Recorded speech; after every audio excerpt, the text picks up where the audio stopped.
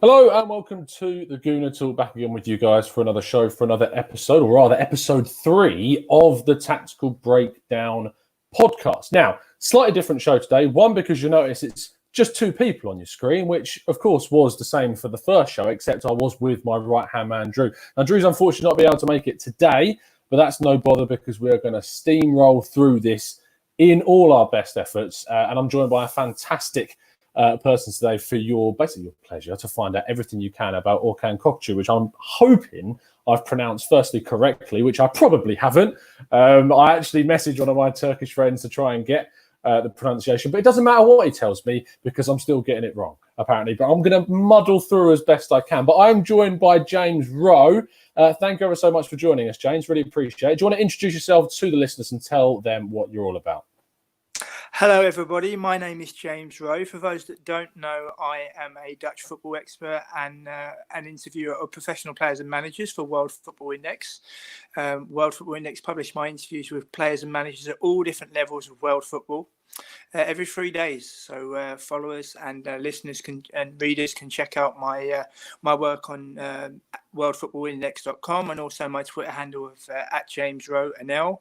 In the last 2 and a bit years, I've managed to get over the threshold of 150 interviews, including the likes of Simon Barker, the Assistant Chief Executive of the PFA, Viv Anderson, Danny Cowley, Bob Wilson, also Sebastian Larsson, who used to play for Arsenal.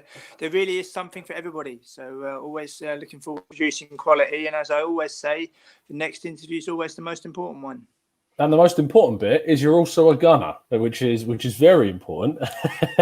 Yeah. So obviously last week talking to Jeremy Smith, our French expert, whilst he's not a Gunners fan, he knows his stuff. But with this week, we got the best of both worlds because you know your stuff and you're a red and white, which we really appreciate. Hello to everyone in the live chat. We really appreciate you tuning in for our live show. And of course, everyone who's watching on playback as well. So let's go straight into things, James. Orkan Kokcu has been on Arsenal's radar for what seems a lot longer than is being reported in the press. We actually did a tactical breakdown show on him 3 months ago, which I'll leave a link in the description for those that are watching on playback, with Euron Tyson of Football Manager, the Football Manager researcher, and he told us quite a lot. But what can you tell us about Kokcu? Who is he, and what is this guy about? Well, I think first and foremost, the best thing to do is to go from the very, very beginning. Kokcu was started out in the youth academy of Groningen, and listeners and followers might know that Groningen, also spawned Arjen Robben.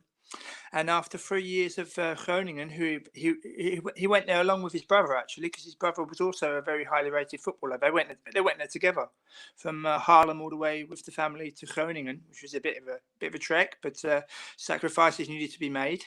And after 3 years at Groningen, playing for a Dutch international selection age group, he was playing and he was spotted by Feyenoord, and he signed for Feyenoord, I think, from the age of 14, and they've really, really looked after him. And he's come through the age groups and he's come through the ranks, and Feyenoord, especially in recent years, have really invested heavily in their youth academy. And some listeners might not know, he did have some difficulty at Feyenoord, especially in the beginning. And he's a very driven young man, even at 19 years of age, exceptionally driven. And there was a time that he gave an interview with Andy van der Meijden, who used to play for Ajax and Everton and Inter Milan, among others. He now does a show here in the Netherlands where he picks players and managers up in his car, and they go for a drive and they go for a chat. And Kokcu's interview with Andy van der Meijden, Kokcu revealed that during the difficult days at Feyenoord, there was interest from Besiktas. And he was seriously considering it because he wanted to really make a name, and he really wanted to have the future perspective of playing in the first team of Feyenoord. And the only reason why that didn't happen is because the money that Feyenoord were asking, Besiktas weren't prepared to pay it. So he stuck it out, and he managed to go on to make his debut for the club. He scored on his debut as well in an away game against Eredivisie debut, that is, against FC Emmen. And just a very, very driven player who's who's exceptionally gifted. He's got great control and a great oversight on the pitch, and a very, very confident young man. And one thing that stuck out to me with the interview that he did with Andy van der Meijden is that Van der Meijden said to him, where would you like to go in your career? If you could plan your career once you've made it at final, where would you like to go? And he said, Germany or Spain. And Van der Meijden said, you don't want to go to England? He said, no, it'd be really, really physical. And Van der Meijden said, it is. He said, but you'll be all right. You'll be absolutely fine. And by the same token, Kokcu said, it's very physical and that, it's extremely quick. He wasn't shying away from it. He was just brutally honest. And then so they were chatting about that. But then the conversation went on. And then he said, what about your idols? What about the people you look up to? He said, yeah, Mesut Ozil and Andres Iniesta. And they're the people that he kind of looks at as an example. And I think that he's definitely a gifted player. He's still only 19 years of age, and he's made tremendous progress in such a short space of time. But the next step is very important. But the most important thing, having watched Eredivisie football like I have for more than a decade firsthand, for any young player, whether they're coming from Ajax, Feyenoord, PSV, Groningen, doesn't matter. Any young player who's leaving to go abroad, the most important thing is that they play. That's the most important thing. So very, very interesting summer ahead. And his father's also his agent, so I think he's going to be well looked after. And the families have made sacrifices in the past to go from Haarlem to Groningen when he first started out in his football career. So a very interesting summer ahead. And I think if Arsenal were to get him, I think it would be very good long term. But I also wouldn't expect too much of him because the gap between the Eredivisie and the Premier League is vast in terms of tempo, and in terms of technical ability, and it's very different to go away to Venlo, to go away to Zwolle, and away to Heerenveen, and then follow that up in a season or two later, going away to Anfield, going away to Stamford Bridge, and going away to Old Trafford. So it'll be very interesting to see what happens. I think you touched on a point that Euron Tyson talked about where he said that right now, it's going to be tough to go to the Premier League. He actually said he'd give it a couple of years before he would like to have seen him move on. And people in the chat box are actually talking about this, saying that Matt Gray, one of our members, he says, I like the idea of Kokcu as a possible Ozil replacement. Ozil isn't going to leave this summer, but that doesn't mean we can't source his replacement now. Omar reckons that Kokcu was a good player and that he would take him. Sim reckons that he creates a lot of chances. And some of the other comments are talking about how it's important to source the replacement before that replacement needs. Let's start that again. It's important to start the replacement and get that replacement in before the person you're replacing has actually left. Because if you have that sort of lag time, because we're still trying to replace Patrick Vieira, we're still trying to replace Gilberto Silva, and these are obviously really important players. But if you can replace these players immediately or even before those players leave, that's really key to a team progressing. So positionally, I'm going to make the assumption, based on what these people are saying and what you've been saying, that we're looking at an attacking midfielder here. We're looking at possibly a number 10. But is that solely his position, or can he be more versatile across the front three of the attacking midfield? Well, I think that's the position he feels most comfortable in, and that's the most important thing. To be so driven at the age of 19 years of age, when he was knocking on the door of the final first team squad, they were knocked out by Drensin in the Europa League qualifiers the summer before last, and he expected to be on the bench for that game, and he was sat in the stands along with another final player, and he was really annoyed and thought, I look at other players on the bench, I want to be playing, I want to be able to make a difference. And I just think he's very driven to make the difference in the position that he wants to make his own. He himself has cited, that Mesut Ozil and Iniesta are kind of examples of what he looks up to. And he's just very driven. And, you've got to remember as well, he also captained the Dutch under-19 national team, which is no mean feat.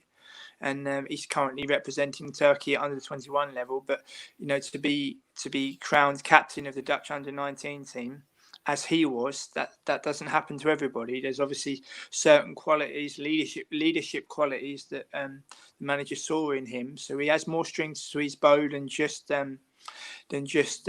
making great assists and good runs. To have a captaincy have a captaincy role under his belt already in his career at only the age of 19 is very impressive indeed.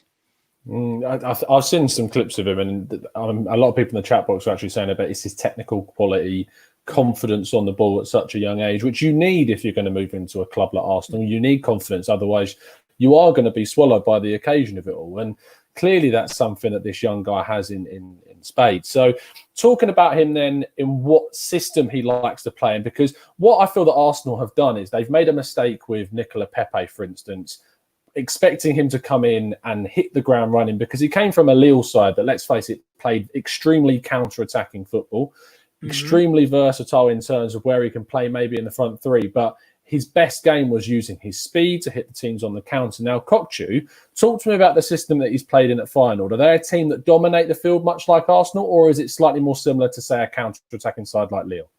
Well, first and foremost, Feyenoord play 4-3-3, and standard Dutch formation really, and feeling comfortable as a number 10 behind the strikers, making assists, and that Feyenoord have been stabilised by Dick Advocaat.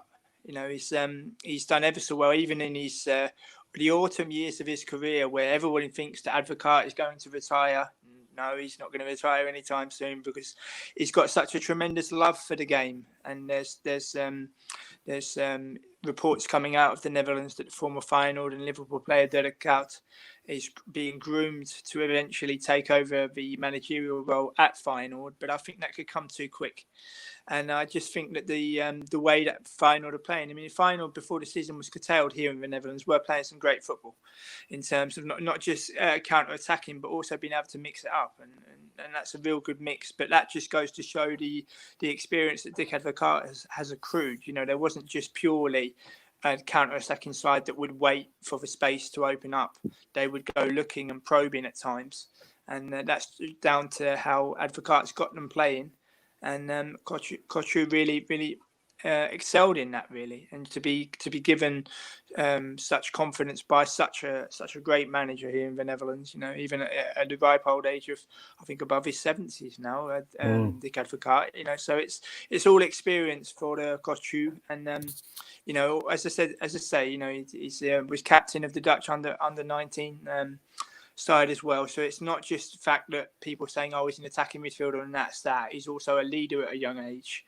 And as I say, the most important thing for him is to make the right decision, because any player leaving the Netherlands, regardless of age, but particularly with young players, and you see this not just with the Frenkie de Jongs and the Matthijs de Ligt and Denzel Dumfries, who's also been linked with a move away from PSV. The most important thing is that these players play. I mean, to give you an example, about Weghorst of Wolfsburg, he's a tremendous striker. Really is a great striker, and I think it's a little bit criminal that he's been overlooked at international level, because he could really be an asset and give the Netherlands something different. He played for AZ Alkmaar, he played for Emmen, and then made the move from Alkmaar to Germany, and is doing really well for Wolfsburg. So it's about choosing carefully. It's not just simply the case that a contract is put in front of you and you sign it. From my own experience, speaking to different players and managers at all different levels, timing is the most important thing in football. Timing of a manager coming in, timing of signing for a club. Injuries also play their part. You need a bit of luck. So he definitely has time on his side, and he'll weigh up his options. And as far as I'm aware, here in the Netherlands, the only reports that have been concrete have been those of Arsenal. And it'll be very interesting to see what happens. Let's talk about the serious stuff then, being money, because in this day and age that Arsenal have got a very difficult financial situation now. When we talk about financial difficulties in Arsenal, we've sort of had them go hand in hand for the last couple of decades or so. But these are exceptional times, because without the gate fees and everything that goes with that, and the impacts of the coronavirus on the transfer market and clubs' financial capacity, I've seen different fees quoted for Kokcu. When we covered him 3 months ago, I titled the show saying that we were in for a £15 million move. And more recently, I've seen that fee rise to above a £20 million fee. So, and No Man Uali in our chat is asking about what do you reckon the fee would be. So what do we think is going to be the deal for this guy? Well, if you ask me to give an honest estimate, I would think that the estimate would be between 20 and 30 million euros. That's just my honest estimate. You know, Feyenoord have had stormy waters through the years, and they've had to turn to youth on more than one occasion. And so when they have an opportunity to make money, they will do that. And also, they're only playing in the Europa League next season in the group phase, and they need as much income as possible. I personally think it will be in between the region of 20 to 30. But to go back on what you were saying about, you know, Arsenal identifying talent and the buying policy, I've been an Arsenal fan for more than 30 years, and particularly the last decade. The lack of identifying the positions, what we need, and more importantly, the character of what we need has been sorely missing. And we've got an opportunity this summer to put that right. We really have. It's a big old world out there. It's not simply the case of looking at somebody's price tag. I've been fortunate enough to see many, many good players through the years, and even attending Arsenal games in Europe from the Netherlands, especially these last few years. And as long as you look hard enough, you know, we seem to have a whole generation, Tom, where people are only looking at the price tag and they seem to think, oh, he's only worth 15 million. He must be rubbish. No, look a little bit deeper. I'll give you an example. Do you remember when Arsenal played Rennes last March? Yeah. It was Mali Star. Yeah. Do you remember the player Benjamin Boriscio? Do you remember him? I can't say if I'm speaking honestly, I don't. But talk to me about him. Well, he's a tremendous player. He's a tremendous player. I mean, he particularly in the game in Britain, he excelled, and he came to my attention then. And you know, you have that as an Arsenal fan through and through, but also being a football fan and the work I do interviewing players and managers, you're always keeping your eyes and ears out. Always, you never cut yourself off in any way. And I started to look at him, and I watched him play live in the home leg, which we won 3-0, even though Rennes hit the bar and I hit the post. Yeah. And I looked at what went before, Tom. You know, he come through the youth academy at Lens. Now, that's no mean slouch. Lens' youth academy is right up there with that of Monaco in terms of it's always been the lifeblood of the club. And if you come through that youth academy, Varane, for example, at Real Madrid came through the Lens youth academy. So it just goes to show that, I mean, I really rate Boriscio, for example. Todd Cantwell at Norwich, when he first came on loan here in the Netherlands to Fortuna Sittard, he helped Fortuna Sittard get promoted to the Eredivisie for the first time in 16 years. And I looked at him and I thought, oh, he looks a very good player. And at the start of the season, I championed him on my Twitter, and I was maligned and laughed at, and people said, "What are you talking about?" On Twitter? No, that doesn't happen. No, but to give an example, and I said, "No, he's an excellent player, also an Arsenal fan." You know, so this is what I mean about identifying players. And then Cantwell does a few keepy uppies and scores a great penalty to knock Tottenham out of the cup, and all of a sudden, it's good enough for Arsenal. And this is what I mean. People, I would encourage people, Arsenal fans and football fans in general, just to look further than the price tag. Look further than the price tag. If I can elaborate on Feyenoord, I'll give you an example. There's a player playing for Vitesse Arnhem called Brian Linssen. He's free transfer at the end of this season. By his own admission, he stopped his negotiations with Feyenoord, which takes some doing. And he wasn't being arrogant. He just said, "No, I don't want to negotiate anymore." And the Dutch press asked him. They said, "Why did you stop your negotiations with Feyenoord?" He said, "Because they kind of viewed me as just a squad player." And he said, "I wasn't asking for millions of euros. I said I was just asking to be respected." And even Advocaat himself said, "Why on earth haven't we not got this deal over the line?" But Brian Linssen in the last few seasons for Vitesse has scored 40 goals and also with the assists as well. He's made many assists. He's one of the best players in the Eredivisie, in my opinion. He scored 14 goals before the season was curtailed, Tom. And I first saw him play for Ajax against Venlo in 2012. And I was watching that game in the stadium because I watch Ajax games firsthand living in Amsterdam. And on that pitch was Christian Eriksen and the Ajax players, and obviously Eriksen was the one that stood out. But I looked at it and I thought, Brian Linssen, he's an half a really good player. And then he went on to sign for Groningen and then he went on to sign for Vitesse, like making a step up all the way. And now he's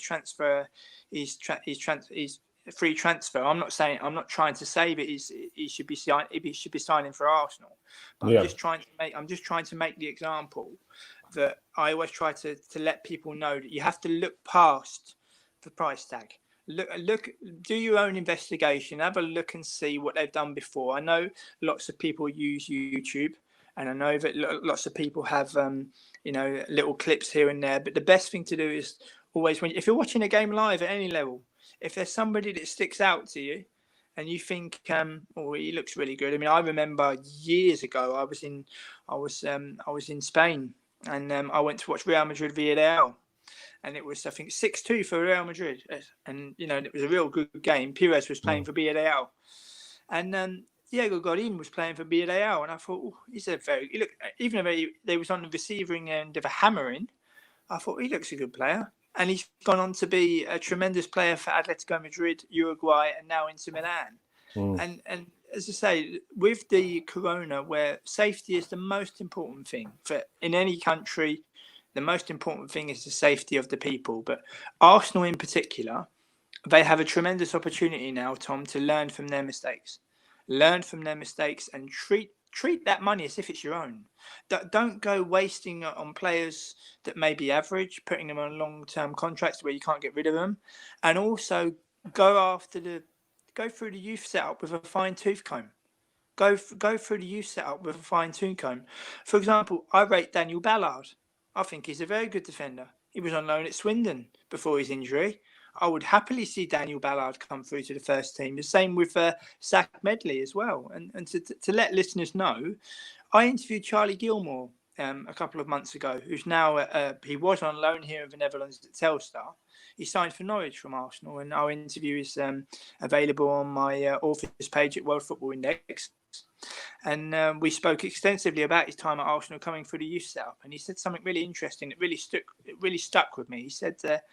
He said, when you come through the Arsenal Youth Academy, he said, everything is given to you on a plate. He said, you go around the world, you go to all these different tournaments, you have used to the best facilities, and you're really lucky to have the best coaches and that. He said, but when it comes to leaving the club, I mean, he, by his own admission, he wasn't arrogant. It was a really honest conversation, and remains one of my best interviews. He said that when he knew he was going to be leaving Arsenal, he thought that he'd have clubs queuing up, not in an arrogant sense of the volume of clubs, but he said you automatically think, because you've come through the Arsenal youth setup, that they're going to be queuing around the block for you. And he said, but the thing is, in Championship level and Premier League level, the majority of clubs are very aware of boys football, youth football, and having to adapt to the needs of a man's game. And he said that he was that the clubs that show interest, they want the players that are ready to play in the man's game as soon as possible. And he chose very carefully signing for Norwich. And he said no sooner had he arrived at Norwich, he trained for 2 weeks, and then he was sent on loan to Telstar, where he did very well here. He was coached by a familiar face from Arsenal fans in Andries Jonker, who's now coaching Telstar of IJmuiden, and he did very, very well. So be interesting to see what happens with Charlie Gilmore in future. But it's just to give listeners and viewers an idea, as well as, obviously, I'm not just an Arsenal fan, but a football writer who interviews professional players and managers. And it's always nice to give accurate information about having spoke to professional players and managers. And when you hear what they've got to say, and when you put it down and you release it out into the world for people to read, and I pride myself on always writing the truth. There's no sensationalism. There's no sound bites. It's all about a good, detailed interview about what's gone before, but also being based in the Netherlands. I'm very fortunate to be able to interview in Dutch as well. And that, especially with Dutch players and managers, that really adds to the depth of the piece, because they know that it's conducted in their mother tongue. It's something that they're going to feel comfortable with. And it's something I really enjoy doing. And in a case like this, speaking about an Arsenal podcast, and to name drop about a youth player who only as recently as last summer played for Arsenal and came through the youth setup, it's nice to give listeners and viewers an idea of what goes on in youth academy football. in youth academy football, as a couple of people have said in the chat, is that Arsenal have begun to, as you said, it's important to talk about how we should be looking through the Arsenal academy for a fine-tooth comb. And I think Arsenal have begun to do that in more detail. We've recently seen the likes of Bukayo Saka, Joe Willock, etc., Reece Nelson, making first-team debuts and actually getting established within the first team, not just towards the end of Wenger's tenure, but also during the Emery period, and also now bleeding into Arteta's the beginning to his reign, effectively, at Arsenal. And that was sort of the next section of where I wanted the show to go on to, was looking at where we might see Arsenal in this game against Manchester City. And our easiest and biggest, the most obvious barometer is the game that Arsenal played yesterday against Charlton, in which they won 6-0, and which, by the way, my other half is a Charlton fan, and I massively rubbed it into her and her family, and I loved every second of it.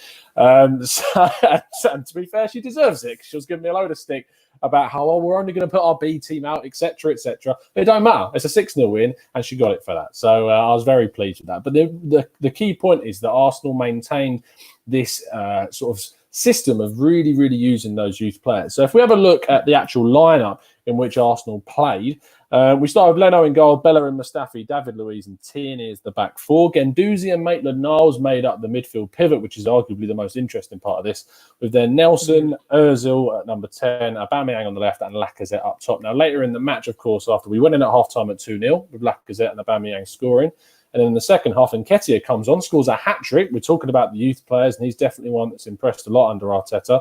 Obviously, he was on loan previously at Leeds, got drafted back. There was thoughts about him going back on loan in January, but Arteta was so impressed with him, he kept him on at that time, and that was a really important part of our season.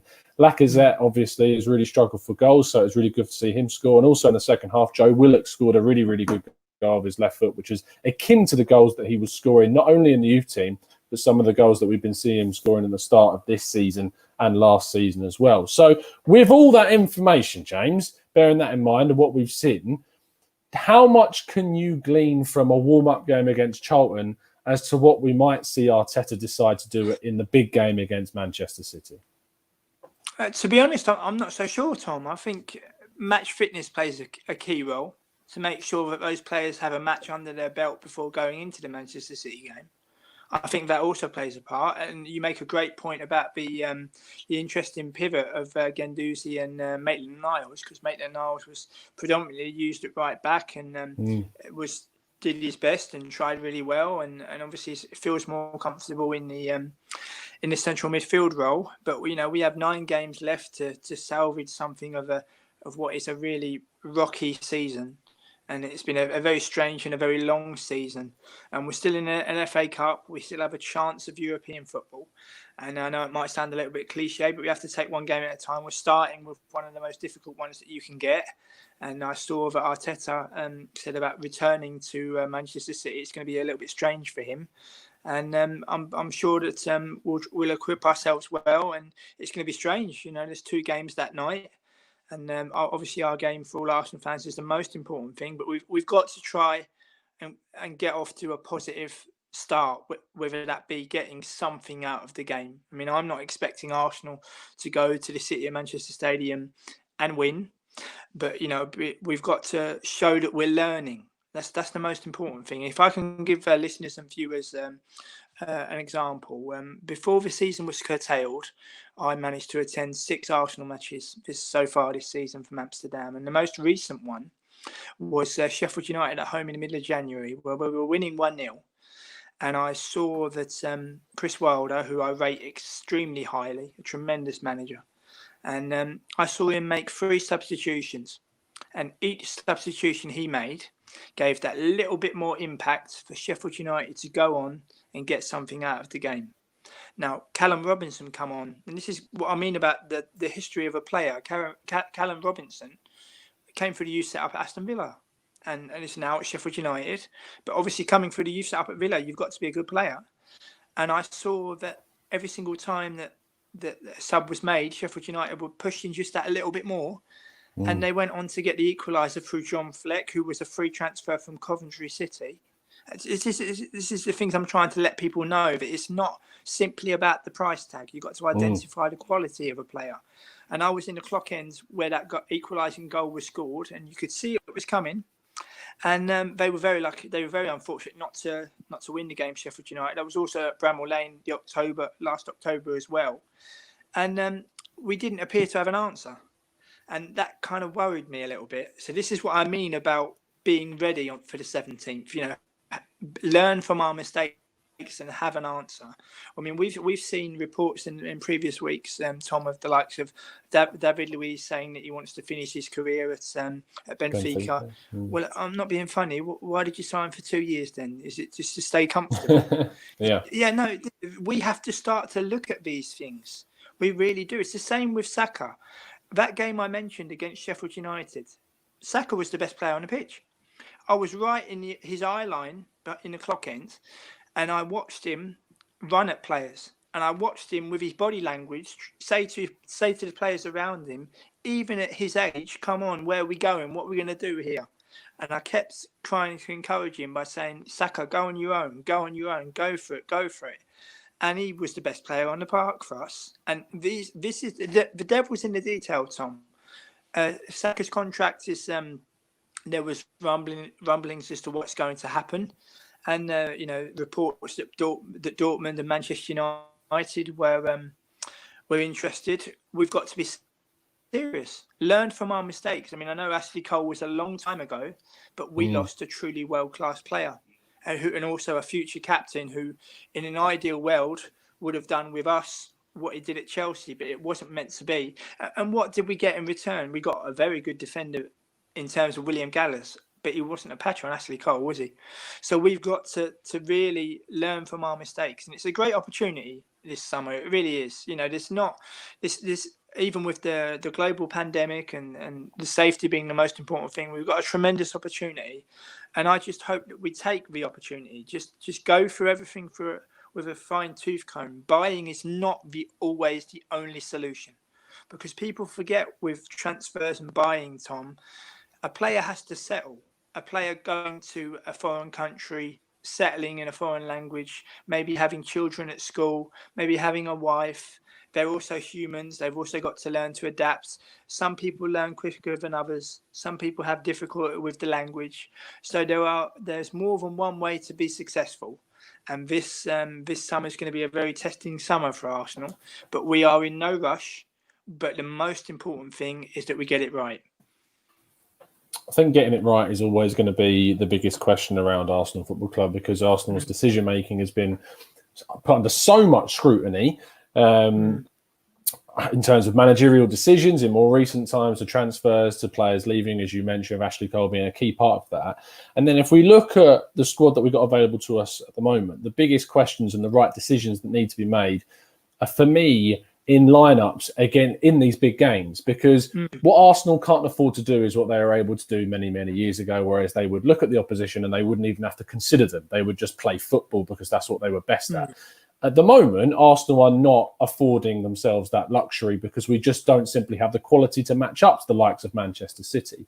And I want to come on to a question a little bit about some of the changes that are different to football, not just in terms of being behind closed doors, but genuine rule changes. But before I do come on to that, I kind of want to stick to this point about decision-making that you've touched upon in terms of lineup decisions, because a lot of people would just throw Mustafi under the bus right now, for instance. A lot of people would throw other players in the team under the bus right now for not being good enough. But if I'm speaking very honestly, and whilst it's not hard for me to say this, but I've criticised Mustafi's professionalism, his quality, quite a bit in recent times because of mistakes, high-profile mistakes that have costed us. But you have to look at both sides, and he has, for me, probably been the most improved player under Mikel Arteta since taking over. Mustafi started the game against Charlton next to David Luiz, a pairing which cost us ultimately against Chelsea at Stamford Bridge this season, but a pairing that is probably our best two centre-backs right now. Do you expect us to go into that Manchester City game with those two, and with how they've made their own improvements, are you slightly more confident in those two to succeed, or would you say they're always going to be those players that make mistakes in big games? Well, I think the latter, really. And I think it comes down to in the case of David Luiz, I think it's attitude. I'm not saying it's a bad attitude, but going back to my point of what I just said, we've had to deal with reports of Arsenal fans saying that he wants to finish his career at Benfica. But from speaking to professional players and managers, Tom, and learning from them when I speak to them and interview them, you can't plan a career. You may well think you can, but you can't. There are injuries. There are board presidential decisions being made. A new way of playing. Not every single career can be a fairy tale. And I think with David Luiz, I mean, I just think that he signed for Arsenal in order to be comfortable. I think in order just to still live in London, just to still play, just to still be viewed as relevant. And I looked at that and I thought, no, well, especially with the reports of Benfica, and he's I just think he feels more comfortable. I think in some cases with sometimes in midfield. To be honest, when I look at him, it's always roaming forward. And in the case of Mustafi, going back to my previous point, he struggled to make the grade at Everton. That should be the first red flag, if you like. And then he goes away to Sampdoria, and then he goes to Valencia, and Arsenal end up paying £35 million for him. And it's again example. I interviewed a player, Nathan Craig from Carnarvon Town, who played with Mustafi at Everton. They played together. So one goes to Carnarvon Town, and the other one goes to the Arsenal. I mean, this is what I mean about footballing journeys. And I just think that we've got to pick the best two centre halves we've got, but we've also got to be brave in the summer. We've got Saliba coming in, who is, by all accounts, has had a good season at St Etienne. They reached the Coupe de France Cup final, and that's still they're still deciding if that's to be played. But apparently, Saliba made a great contribution in that. And we've got Zach Medley and we've got Daniel Ballard, and we've got an opportunity now to give one of our youngsters an opportunity to grow. We're doing that with Saka as well. I mean, I don't mean to sound funny, Tom. Arsenal haven't won the league for 16 years. And I'm not being funny, we're not going to win it anytime soon, are we? No. And in my 30 years as a supporter, we've had great days with 1991, 98, 2002, 2004, 89, of course. And if you look in the history of the club, we didn't win the league from 1953 to 1971. We didn't win the league from 1971 to 1989. But in the modern day, you would never have thought that in the modern day that Arsenal would go 16 years without a league title, would you? But that's the predicament that we find. That's the predicament that we find ourselves in, and we've got to now build. We've got to build a team and build a spine. And this is what I mean about, rather than having players who see their futures elsewhere, come away from that and start to build a spine where 5 games on the bounce, 90% of what Arsenal's team is going to be. Of course, it's going to take time, but we didn't help ourselves with the sacking of Emery, in my opinion, because that kind of curtails the season. I mean, I was at that doubleheader. I flew in for the Frankfurt game on the Thursday night, and then I took the train up from London to Norwich on the Sunday. And when I arrived in Norwich, I got a text from a friend of mine saying that Emery's gone, and I knew then that the season has kind of been somewhat stopped in its tracks. And to make a change, and I support every single Arsenal manager. I've always done that, Tom, and since George Graham, and even in the caretaker days with Stuart Houston and Pat Rice, I will always support every single Arsenal manager. But Mikel Arteta doesn't have any experience firsthand at managing a club, and he's starting out at Arsenal. So he's got to learn very quickly. He might have been assistant to Guardiola, which I'm sure is a great tutelage, but nothing beats being able to manage a club. I'll give you an example. I interviewed Danny Cowley when he was manager of Lincoln, and we spoke about life as a manager. This was before he went to Huddersfield, and I remember something that he told me, Tom. He said to me, continuity is so rare in football, James. He said, but the thing is, the longer you stay at a club, you know exactly what you need in terms of personnel and in terms of character, and you're always looking to build. I mean, I still think personally it's well documented that Arsene Wenger stayed too long, but for his successor to only have 18 months, nobody would have said on Wenger's last day away to Huddersfield, or the last home game against Burnley, If you'd have said that the man coming in will only get 18 months, nobody would have believed you.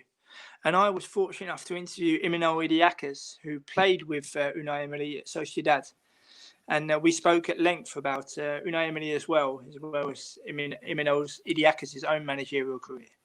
And he was saying that managers need time. People quite, for some reason, people like to say, "Oh, you don't get time these days," but you still need time. It's not a fashion show. It's not a fashion show where it's 2020. We don't give managers any time at all. I mean, if I can go back on my point about Chris Wilder, when he arrived at Sheffield United, that club was on their knees, and there was a huge disconnect between the players and the fans, and the fans and the players. And Chris Wilder has brought that team up, brought that club up to being on the verge of potentially playing Champions League football next season. It's unlikely they may even just play European football. But this is what I mean about looking further than, as they say in Dutch, to look further than the end of your nose. But I just think in the case of Sheffield United, who we play in the Cup as well, I remember when I spoke to Richard Stearman, the season before they come up to the Premier League, because I knew through my experience how good Chris Wilder was even then from his time at Oxford and Northampton. And I asked Richard Stearman about Chris Wilder, and he said to them, and I quote, "I've never known anyone to stand up in front of a group of players and be able to motivate them so well, even the subs that are not even playing, that everybody is in it together and everybody fights together." And the point I'm trying to make to the viewers and the listeners, Tom, is that you can argue that Unai Emery didn't help himself, but also the club didn't help him.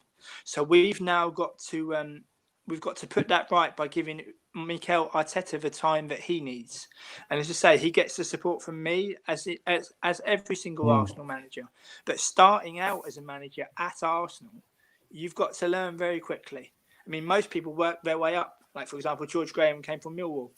Most people work their way up, but he's found himself in a glorious position. He's obviously intelligent enough to be able to do it, and it's great with the reports from the players how happy they are. I saw about Kieran Tierney saying about the one-on-one that he received from Arteta, and that's really helped him even in a training session. So that's very good signs. But we've got to stick together as a fan base and as a club, and try to salvage something of what has been a very strange season in more ways than one.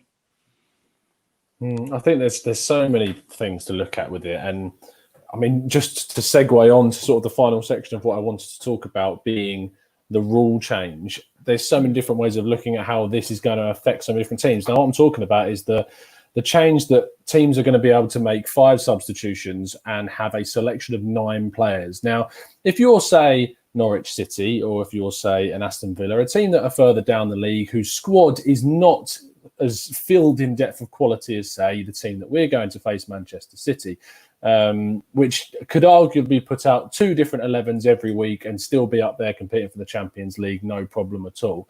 Do you think, and this is sort of the final thing we're going to talk about, do you think that this decision to change the substitution rules, which has so many reasons why they're doing it, does favour a club like Manchester City that has so much depth in quality and will give them an edge against teams like even ourselves, who don't have the most depth in quality, over those much smaller clubs?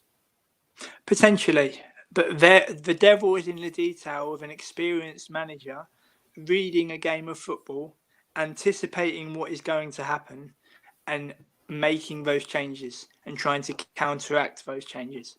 The devil will be in the detail in that respect, and there's going to be some. I mean, you only have to look at Germany to see some of the results so far. I mean, Leipzig drew with Paderborn yesterday, and some strange results so far in terms of games in Germany. You know, there's no, whereas before people would kind of hang on to the home advantages, you know, and they would say, "Oh, when was the last time they won there?"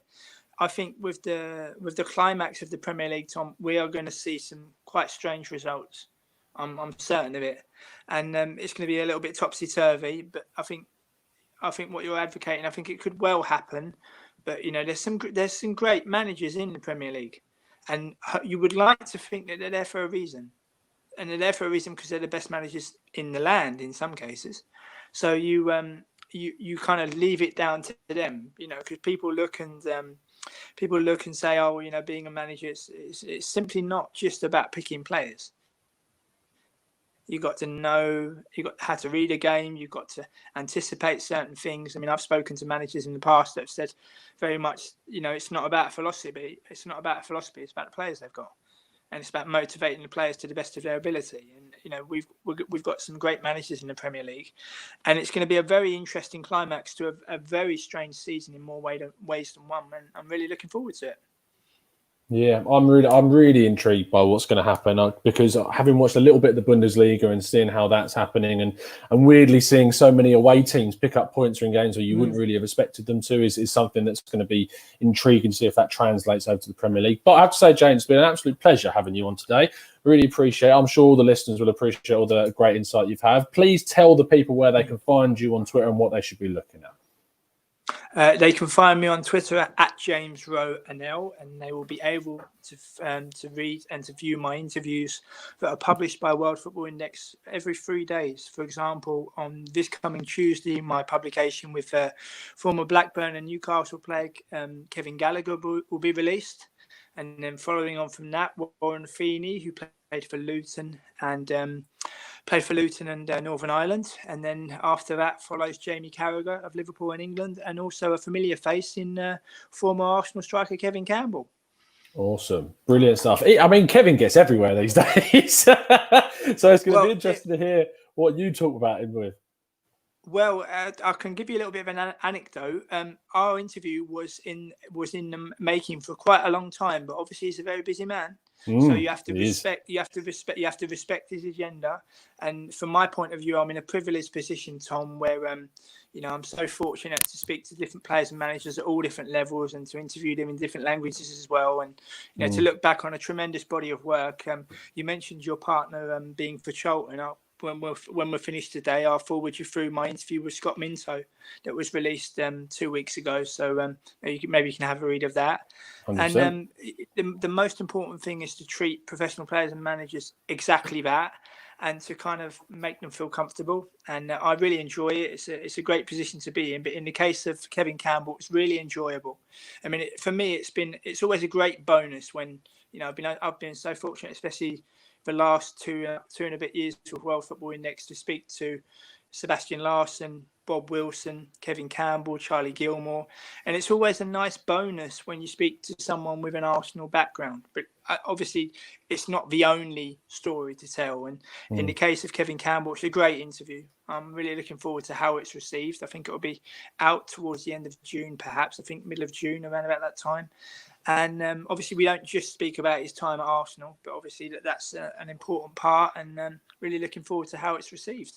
Good stuff. Really appreciate that, James. Make sure you go and follow James's stuff, people. Of course, you can follow us over at the Gooner Talk TV. This is episode 3 of the Tactical Breakdown podcast. Again, apologies that Drew wasn't able to make it today. He will be certainly back for next week's as we look ahead in more detail to that Manchester City game. We'll see you again very, very soon. And as always, up the Arsenal. Up the Arsenal.